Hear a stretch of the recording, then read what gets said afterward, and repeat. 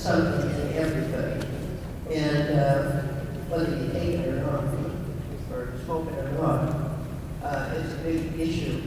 And I've been doing a lot of research on it, simply because of all of the effects that it can have on our reservation. A good impact.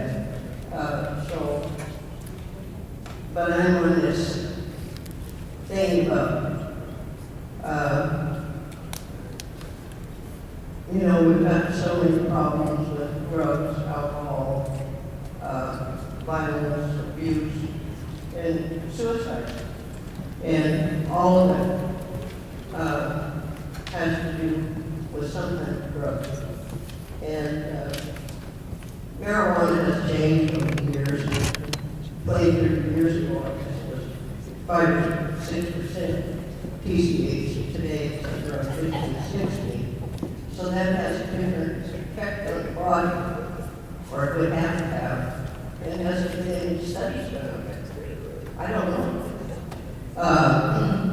So we need to take into consideration those type of things, as well as just deciding whether it's legal or criminalized.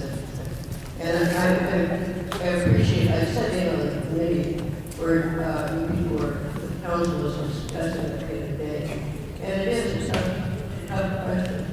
But I certainly hope that we let the membership have a say into it, because it is a big deal. And as I was saying, it came to my mind, if a person's driving through the street with a bottle of beer open, what's the charge if there's if there's any open containers in the car, what's the charge? If a person is stopped and they're smoking marijuana, and there's more marijuana sitting on the seat, what's the charge?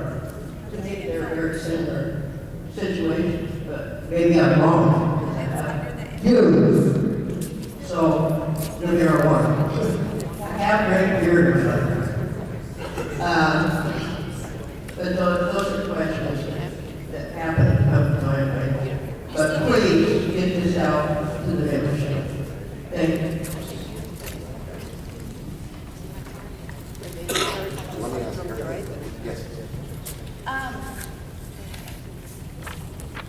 For marijuana, there's different types of it, and if you're really looking at it, I mean, there's so many benefits for cancer patients and stuff.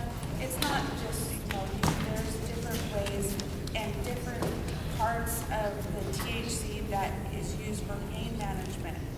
And when you really look at it, it's being used for medical purposes. That's a different side of it. What a lot of people here are thinking about is just people just, rolling a fat one and sitting there and smoking. It's not necessarily that. There's a lot of people, you would be surprised how many elders are there that help them to maintain appetite, pain relief. There's so many things that there's good parts of it. I mean, so, there's a lot of people, a lot of our membership that have cancer, that they do use that, but they don't come forward and say, hey, I get it in a pill form, or it's put in, my cookies or something like that, so it lasts longer. There's different ways that it's taken care of. And just to let everybody know, this bag is an ounce, so it gives you an idea of what an ounce looks like. Yes, sir. I know we're all concerned about the kids, and we talked about once it's legal, if they get caught, they go to juvie, have a record, and all that. But what about the adults now? I mean, a child, their records will get sealed, expunged, be wiped clean. But an adult, once they get that charge, it's not a charge of possession of marijuana, it's a charge of possession. And employers see that, and we're saying it's okay to prosecute only our own people and give them that label that's so restrictive, it damages their future. It's harder for an adult to come back from that than it is for someone who has charged when younger.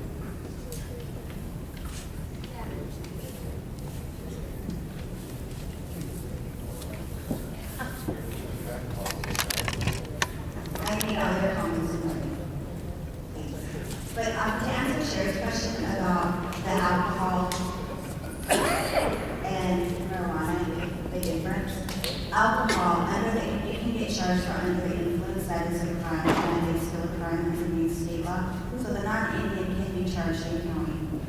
But because marijuana is legal, and there's a non-Indian non-tribal member, because marijuana is legal in Washington, and we don't have criminal jurisdiction over non-Indians, the county will not prosecute because marijuana is legal in the state.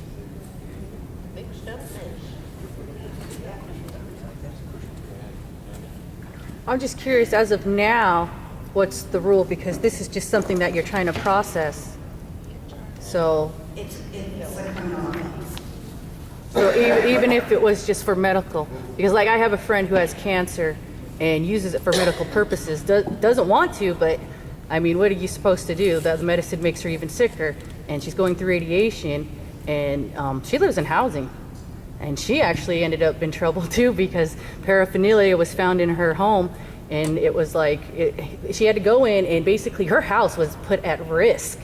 You know, they send you that letter saying you got 7 days to get out or fight it.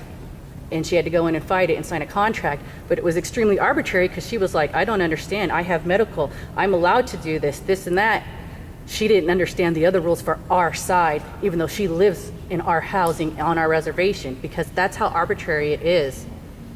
It's just, I don't know, it's amazing that we're still looking at this and going, maybe we can pass this, maybe this is something we should do, when I think it should be a little more in depth, and we really need to focus and really get this done. Because right now they're pulling people into courts, people's houses are at risk. And again, I mean, to do that to somebody when they have cancer, to do that to anybody and have their house be at risk when their kids in there, etc. I can't understand it. I don't think it should be okay. I don't think it should be acceptable. And I'm wondering what the stance is that we're going to be taking before this is passed on that. Well, again, that's, even if this amendment passed and we changed the code to decriminalize it, in that instance, in the HUD home, it's still under the HUD, under the feds, and they're in the same trouble, because that's their rules, not ours, and. But that's really arbitrary. And it is. And it just doesn't seem fair to pull somebody in and put their home at risk and be like, you got 7 days to get out, when you're going through radiation. We agree, but that's the feds, unless they change something, and Brooke is looking into that, and he hasn't got any response back. I was just going to say, I think with the people who were, really against it and everything, I just want to say that we were talking, and, the tribe still does have the drug testing policy, and that wouldn't change. It's still, it's still enforced. I mean, you are in trouble. They do not want you smoking or, drinking at work, stuff like that. Yeah. Are you sure? The smoke break is only a cigarette. Give yourself cancer, but don't save yourself from it. Perfect. I think we have until, you said take comments until May 19th, is that what it Yes. is? I feel like there's a lot of misinformation, and unless everybody goes and gets their information on their own, and then it depends on the source where you get your information. I think as a community, I think it would be nice to be able to be informed on both sides of the situation. I feel like it would be an amazing thing, instead of just leaving people up to their own to research, to have somebody come in from a medical marijuana standpoint, because there's a lot of people, it keeps getting brought down to a lot of people do have the idea of the old, let's roll a joint and yes, no. If we could have somebody come and inform both sides so everybody can make an educated, decision about it. There's just so much misinformation. And I know there's people throughout Washington State that are able to come and give their sides of the story. A professional, even then. So maybe everybody, when it comes down to a referendum, when it gets there, that everybody will be able to make a sound choice and a vote. I'm going to write that on my comment card, but I just wanted to say it out loud too. I want an informal so people can everybody can be open-minded and well-rounded about their decision. Good This call. is kind of a question, don't the feds only get involved if it's a major crimes act on the reservation? Yeah. That's in practice. Yes, the feds will get involved if